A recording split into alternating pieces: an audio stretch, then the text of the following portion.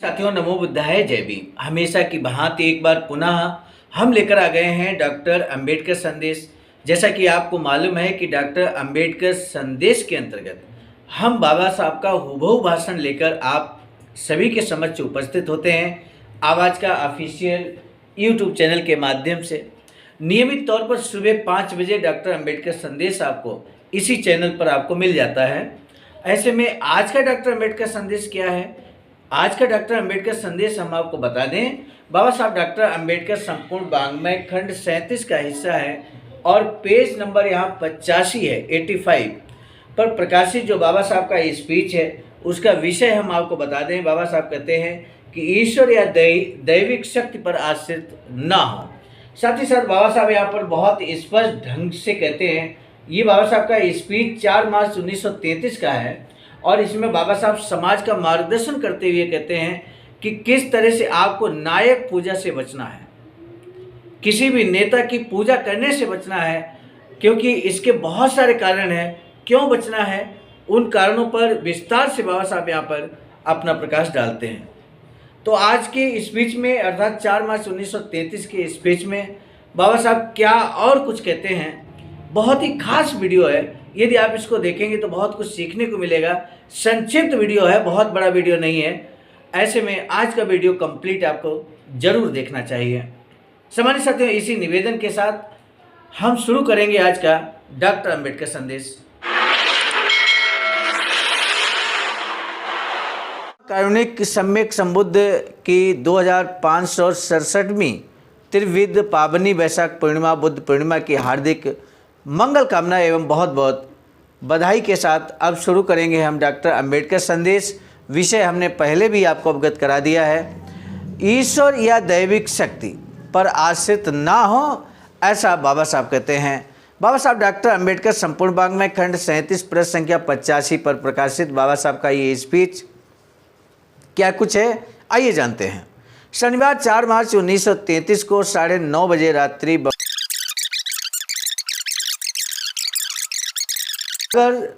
पगारे ने डॉक्टर अंबेडकर के सम्मान में सम्मान पत्र पढ़ा। सम्मान पत्र के उत्तर में बाबा साहब डॉक्टर अंबेडकर ने कहा कि आपने जो सम्मान पत्र भेंट किया है, मैं उसके लिए आप सभी का आभार व्यक्त करता हूं, धन्यवाद ज्ञापित करते हैं। बाबा साहब, ये सम्मान पत्र मेरे काम और गुणों के लिए प्रशंसा से भरा है। इसका अर्थ है कि आप अपने जैसे ही एक साधारण मनुष्य को पूजा की वस्तु मान रहे हैं। ये कटाक्ष किया बाबा साहब ने यहाँ पर समाज के लोगों का, क्योंकि जो सम्मान पत्र बाबा साहब को भेंट किया गया उसमें इस तरह के शब्दों का इस्तेमाल किया गया था कि बाबा साहब को एक तरह से देवता मान लिया गया, एक तरह से पूजनीय मान लिया गया। और ये मान लिया गया तो बाबा साहब कभी भी नायक पूजा के पक्ष में नहीं थे, कभी भी नहीं रहे।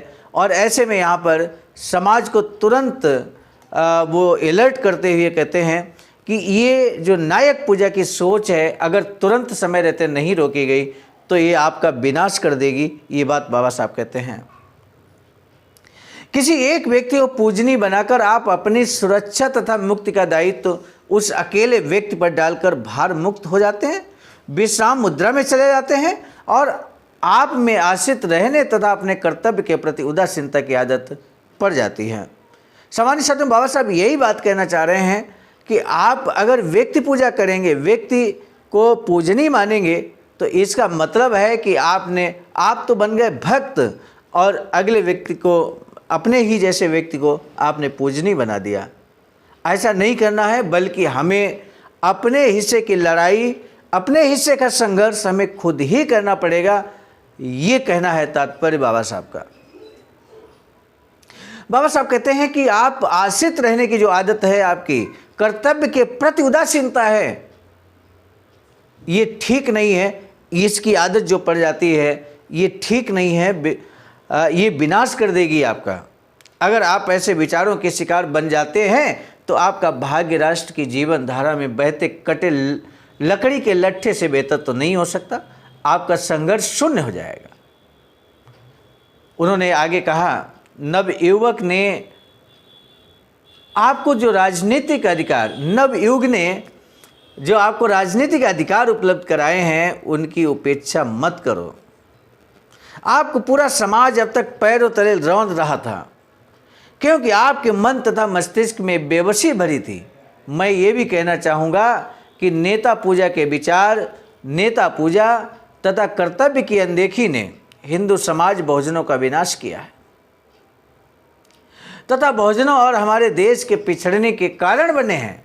उन्होंने बताया कि दूसरे देशों में राष्ट्रीय विपत्ति तथा संकट के समय लोग एकजुट खतरे को टालने के लिए सक्रिय हो जाते हैं और शांति तथा संपन्नता प्राप्त करते हैं। इसके विपरीत हमारा धर्म हमारे कानों में बार बार कहता है कि मनुष्य कुछ नहीं करता का राग अलापता रहता है और मनुष्य को निष्क्रिय कर देता है। वो एक बेबस लकड़ी के लट्ठे के समान है। बाबा साहब कहते हैं कि यहाँ हर व्यक्ति यही कहता है कि मनुष्य कुछ नहीं करता, समाज कुछ नहीं करता, समाज अपने दायित्वों का निर्वहन नहीं करता। अरे भाई, समाज व्यक्तियों से मिलकर बना है ना, और उसका हिस्सा हम स्वयं भी तो हैं।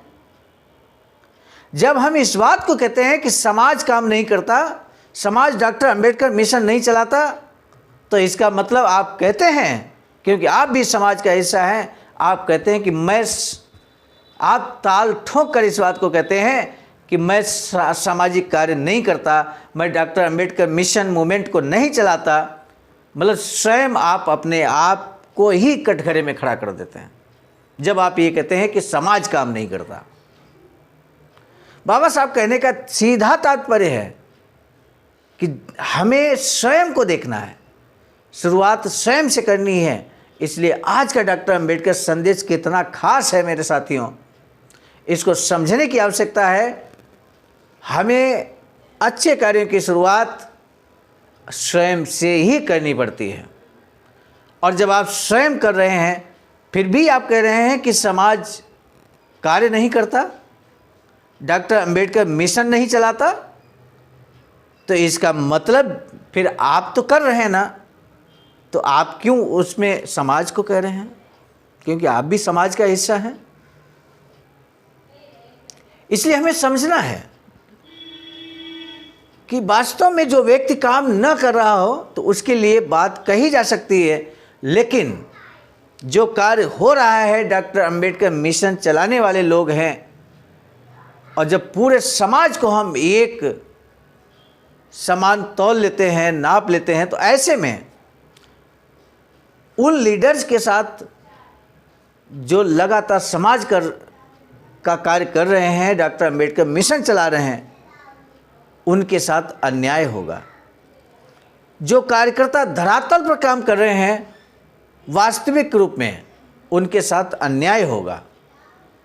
इसलिए कभी भी हमें समग्र समाज को कटघरे में खड़ा नहीं करना है, क्योंकि उसमें हम स्वयं भी खड़े हो जाते हैं। बाबा साहब आगे कहते हैं कि मनुष्य को निष्क्रिय कर देता है। ये जो हैबिट है वह एक बेबस लकड़ी के लट्ठे के समान है। किसी भी राष्ट्रीय संकट के समय ईश्वर के अवतरित होने तथा संकट से उभारने की आशा रखी जाती है। जब कभी राष्ट्रीय संकट आता है तो हमें लगता है कि कोई ईश्वर जन्म लेगा, अवतार लेगा, और वो आकर इन समस्याओं को खत्म कर देगा। बाबा साहब कहते हैं ऐसा कभी न सोचें। जो भी समस्या आज हमारे समक्ष है उनका हल हमें स्वयं ही निकालना पड़ेगा। बाबा साहब कहते हैं कि सारांश में शत्रुओं से एकजुट होकर निपटने के बजाय वे इस काम को करने के लिए अवतार लेने की प्रतीक्षा करते हैं। इस दास्ता का उन्मूलन आपको स्वयं ही करना है। इसके लिए ईश्वर या किसी दैविक शक्ति पर निर्भर न रहें। आपकी मुक्ति तो आपकी राजनीतिक शक्तियों में है। इस बात को भी हमें समझना है। बाबा साहब कहते हैं कि अगर आप चाहते हैं कि आपकी मुक्ति हो, समस्याओं से मुक्ति हो, तो आपको राजनीतिक शक्ति हासिल करनी होगी, न कि तीर्थ यात्राओं तथा उपवास रखने में। धर्म ग्रंथों के प्रति निष्ठा से आपको अपने दास्ता के बंधनों, अभावों व गरीबी से मुक्ति नहीं मिल सकती। तुम्हारे पूर्वज ये सब पीढ़ी दर पीढ़ी करते आए हैं, पर उन्हें दुखद जीवन से नाम मात्र भी राहत नहीं मिली।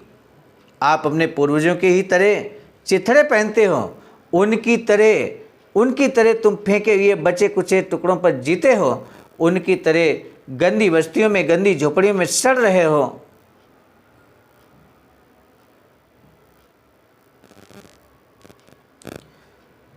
और उन्हीं की तरह बीमारियों के आसान शिकार होते हो और मुर्गियों के चूजों की भांति मरते हो। आपके धार्मिक उपवासों, संयम व प्रायश्चित ने भी आपको भूखमरी से नहीं बचाया मेरे साथियों। बाबा साहब बहुत बड़ी बात यहाँ पर कहते हैं।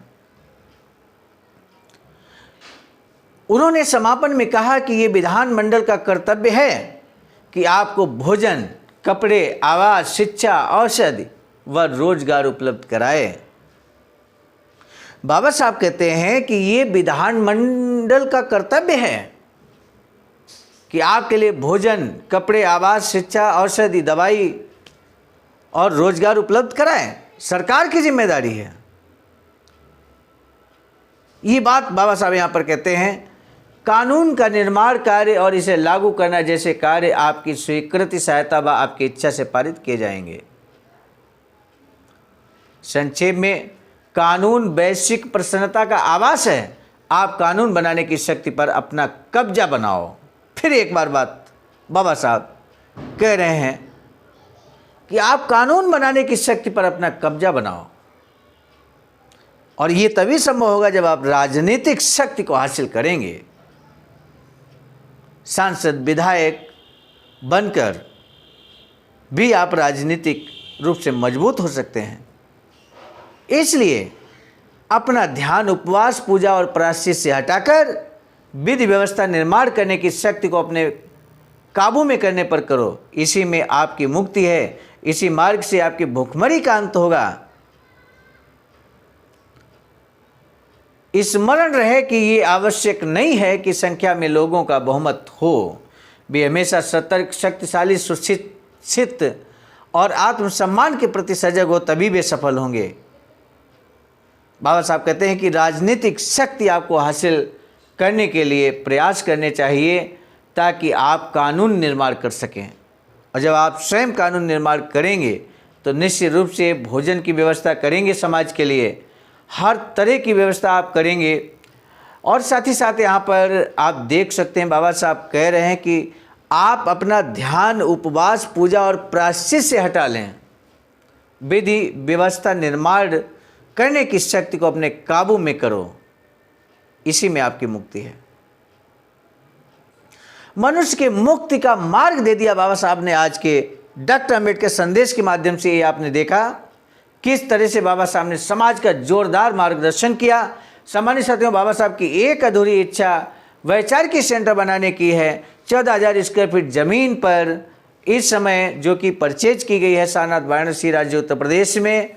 और यहाँ पर निर्माण कार्य प्रारंभ है, पूरी तरह से चल रहा है। वैचारिक सेंटर निर्माण के लिए बाबा साहब की अधूरी इच्छा पूरी करने के लिए यहाँ पर SBI account number IFC code Bahujan Bauddh Samaj संघर्ष समिति के नाम से दिया गया है।